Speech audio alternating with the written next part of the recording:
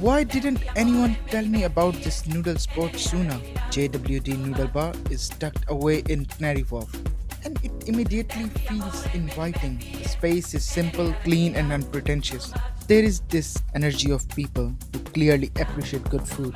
You can smell the noodles cooking as soon as you walk in, and it's impossible not to get excited for what's coming. The braised short ribs look incredible glossy, tender, and perfectly cooked, so they are ready to fall apart. Everything on the table looks generous and comforting.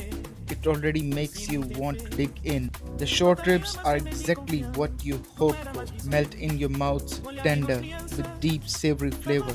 The noodles have a great bite and absorb the sauce perfectly. Every bite feels satisfying and well thought. And the location is bonus. Right by the river next to the bridge, it's a great spot to sit back and enjoy the view. JWD Noodle Bar definitely a